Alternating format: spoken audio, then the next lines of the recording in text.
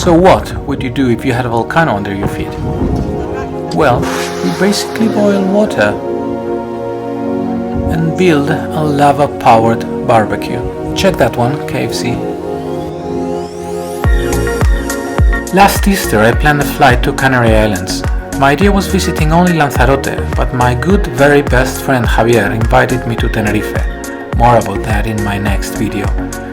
We ended up making it to Lanzarote, flying over Fuerteventura and Gran Canaria on our way to Tenerife, and back to Madrid via Jerez. Amazing trip. So far the longest hops in my short private pilot experience. Initially I had planned to fly over Morocco to spend as less time as possible over the water, but I soon checked that it meant about 30 minutes more flight time.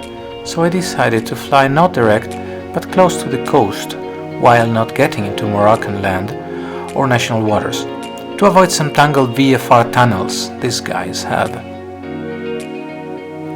Luckily, the Cirrus SR22 can handle a direct flight, 4 people, full load, with a lot of extra fuel, so we crossed the Strait of Gibraltar right into Africa, passing by the Spanish island of Perejil and getting to Lanzarote after just 4 hours in the air, with a very good experience with Moroccan ATC service. We had the help of the Alicios tailwinds, of course, but before that...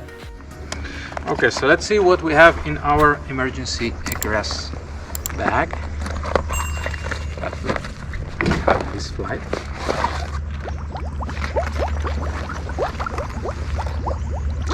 Our first aid kit, 2 liters of water in case it's too hot, too cold, nautical Yaesu handheld, passports, some money, energy bars, a lot of them, there are like 10 of them. This is something I have from the boat. Okay, it's a beacon, light beacon, nothing to do, but it's electronic, it's a flare, electronic flare. This is important in case you want to be seen. And this is another thing I think it's important. This is a marine handheld, because if you're on the water, you may want to talk to whoever is going to rescue you, and he won't have an aeronautical handheld, so you'll probably want to have one of these. They're very cheap, so I think it's a good idea to have one of those. And of course, the PLB, the personal locator beacon. That's critical. And lots of energy bars. And this is all we have, of course. Also, we also have the life raft and the chaleco salvavidas.